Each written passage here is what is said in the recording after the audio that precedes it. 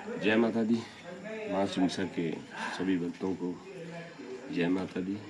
आज मैं आपको वहाँ लेके चलूँगा जिसके बारे में आप सुनते हैं, सोचते हैं कि वो क्या है और कहाँ है। और मैं जिसकी बात कर रहा हूँ वो माँ सिमसा का जो कुंड है, जहाँ जो भी निसंतान बहनें आती हैं और सबसे पहले वहाँ कुंड स्नान करने के लिए जाती हैं। आज मैं आपको मंदिर से लेकर वहाँ तक का पूरा रास्ता दिखाऊंगा और पूरे कुंड के दर्शन करूंगा जहाँ सभी बहनें महिलाएं स्नान करती हैं। चलिए, सफ़र शुरू करने से पहले मैं आपको विनोद पंडित जी से भी रूबरू करवा देता हूँ। ये विनोद पंडित जी, ये रहा माँ सिमसा का दरबार और ये शुरू होता है अब कुंड का सफ़र सिमसा माता मंदिर से। ये चलते ही शुरू में ही आपको ये माता रानी माँ सिमसा के सराय व लंगर भवन शुरू में ही पड़ेगा। यहीं से सफ़र आगे शुरू करते हुए चलेंगे। ये माँ सिमसा का भवन रह गया और ये सराय भवन, और सराय भवन के साथ ही यहाँ बड़ा अच्छा बैठने के लिए बना रखा है, विश्राम करने के लिए, क्योंकि यहाँ से एक बहुत सुंदर नज़ारा जो है आपको देखने को मिलेगा। नीचे वहाँ ब्यास बहती हुई दिखेगी जो कुल्लू मनाली से होकर निकलती है।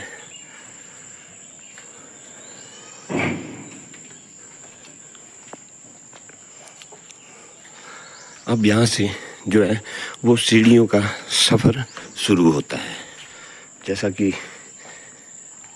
आपने सुना होगा, अगर नहीं भी सुना होगा तो मैं बताना चाहूँगा कि लगभग 365 सीढ़ियाँ यहाँ से शुरू होंगी जो उतरनी पड़ेगी और वापसी में वो चढ़ाई करके वापस आना होता है। ये है सीढ़ियाँ जो उतर कर जाना होगा आपको।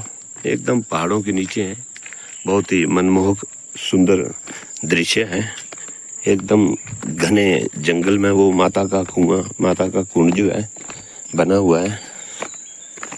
अब बस कुछ ही पौड़ियाँ उतर कर मैं आपको माता रानी के जो चरण है वहाँ लेकर चलूँगा। कुंड से पहले माँ मैया के जो चरण पादुका है वो आपको दर्शन करने को मिलेंगे।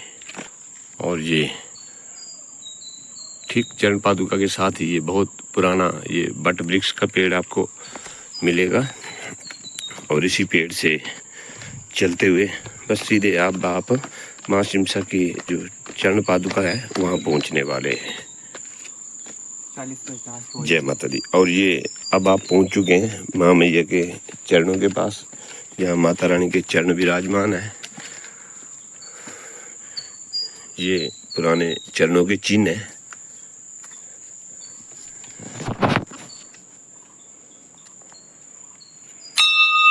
ये वही स्थान है, ये माँ के चरण है, ये वही स्थान है जहाँ माँ सिमसा ने एक साक्षात दर्शन दिए थे। जो यहाँ से आप माता के कुंड की और नीचे की तरफ देखेंगे, एक गांव है, सांडा पत्तन नाम का गांव है। उसी गांव का एक व्यक्ति था, किमू नाम था उसका, जो माता की हिस्ट्री है, स्टोरी है, किताब है माता रानी की, उसमें उसका बखूबी विवरण दिया गया है। उस गांव के एक व्यक्ति को माता सिमसा ने यहीं पे साक्षात दर्शन दिए थे और उन्हें एक वरदान दिया था कि जो भी तुम बोलोगे वो सत्य ही होगा। अब सफर को आगे बढ़ाते हैं, क्योंकि अभी 360 या 65 जो भी सीढ़ियाँ हैं वो अभी पूरी नहीं हुई है। ये बड़ी ही सुंदर पौड़ियों का निर्माण मंदिर की जो हमारी संस्था है, संस्था द्वारा करवाया गया है। बीच बीच में बैठने के लिए भी जो है विश्राम के लिए स्थान बने हुए हैं। हालांकि आजकल आपको ये रास्ता खाली दिख रहा है, लेकिन नवरात्रों में ये पूरा रास्ता में आपको आवाजाही मिलेगी। बहुत सारी बहनें जो नहाने जा रही होती हैं और बहुत सारी बहनें जो नहाकर वापस आ रही होती हैं। आने जाने का सिलसिला ये सुबह से लेकर रात तक ऐसे ही चला रहता है। और एकदम आपको अगर मैं दिखाऊं, वो नीचे वो गांव दिख रहा है आपको, जिस गांव की मैं बात कर रहा हूं, जिस गांव के व्यक्ति को माता रानी ने साक्षात दर्शन दिए थे, वो माँ के चरणों के पास, जहाँ चरण चिन्ह बने हुए हैं माँ के। और एकदम ये पहाड़, ऊपर पहाड़ है, पहाड़ के नीचे ही महामाई का वो कुंड है, जहाँ जो निसंतान बहनें हैं सबसे पहले स्नान करने आती हैं। और बहुत पुराने आपको यहाँ ये बट के बरगद के जो है पेड़ मिलेंगे। एकदम घना जंगल है, लेकिन किसी भी तरह का यहाँ कोई ऐसी परेशानी नहीं होती है। अकेली बहनें भी यहाँ आकर स्नान कर कर वापस दरबार में जाती हैं। अब मैं सीधे आपको कुंड तक पहुँचाने वाला हूँ।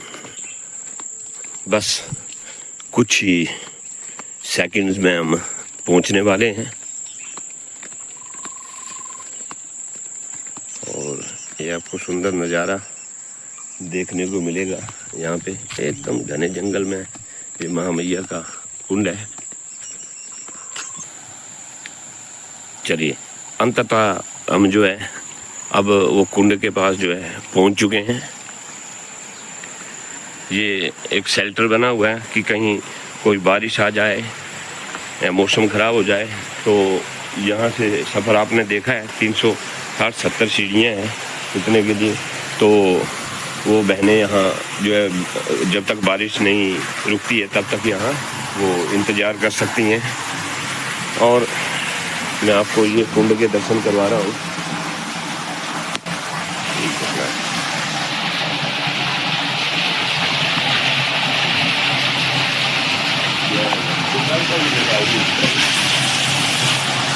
कुंड है ये माँ सिमसा का कुंड, जहाँ भारतवर्ष के हर एक कोने से जो बहनें आती हैं वो सबसे पहले ये यहाँ स्नान करने आएंगी।